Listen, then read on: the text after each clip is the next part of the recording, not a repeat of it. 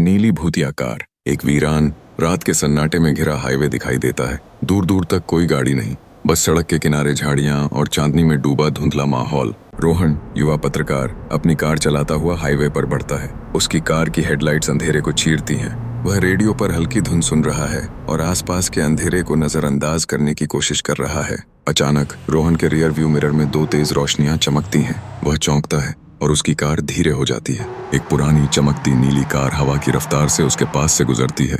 नीली कार के अंदर झांकने की कोशिश में रोहन उसकी ड्राइवर सीट पर देखता है। वहां कोई नहीं, सिर्फ खालीपन। स्टीयरिंग व्हील अपने आप घूमता है और कार आगे बढ़ जाती है। रोहन की कार सड़क किनारे रुक जाती है। वह हैरान और परेशान अपनी कार के भीतर बैठा दहशत में सांसें लेता है। उसके माथे पर पसीना है। सुबह के दफ्तर में रोहन बेचैन घूम रहा है। उसकी आंखों में रात का मंजर झलकता है। वह अपने स्थानीय सहयोगी से कहानी पूछता है। सहयोगी उसे एक पुराने जर्द अखबार की कटिंग दिखाता है। उसमें एक शादीशुदा जोड़े के हादसे की खबर है।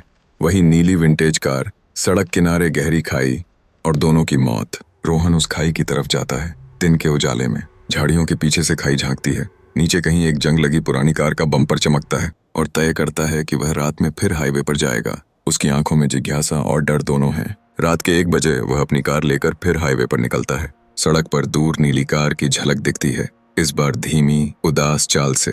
रोहन धीरे धीरे कार के पीछे बढ़ता है। नीली कार सड़क के सबसे खतरनाक मोड़ पर रुक जाती है, जहां गहरी खाई है। चारों ओर घुप अंधेरा और ठंडी हवा। रोहन अपनी कार से बाहर निकलता है, टॉर्च हाथ में। धीरे धीरे नीली कार के पास जाता है। उसकी टॉर्च की रोशनी कार के शीशे पर पड़ती है। कार के भीतर 2 धुंधली पारभासी आकृतियां दिखाई देती हैं।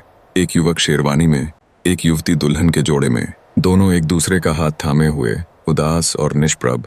कार के अंदर से धीमा पुराना रेडियो गीत बजने लगता है। रोहन डर के साथ साथ एक अजीब शांति भी महसूस करता है। तभी अचानक दूर से ट्रक के इंजन की गरज और हॉर्न की भयानक आवाज गूंजती है।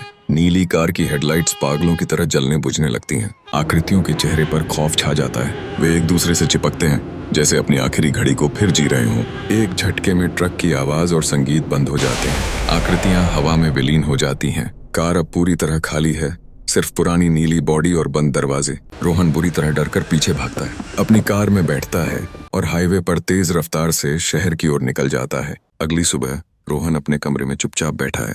उसकी आंखों में रात का डर, लेकिन मन में एक सुकून, रहस्य सुलझ गया है। रोहन अपनी डायरी में सब कुछ लिखता है। वह समझ जाता है कि कुछ कहानियां सिर्फ डर नहीं, अधूरे प्यार और दर्द की गूंज होती हैं। चांदपुर के हाईवे पर नीली भूतिया कार अब भी रात में भटकती है, लेकिन अब रोहन जानता है कि वह बदला नहीं, बस अपनी आखिरी यात्रा जी रही है।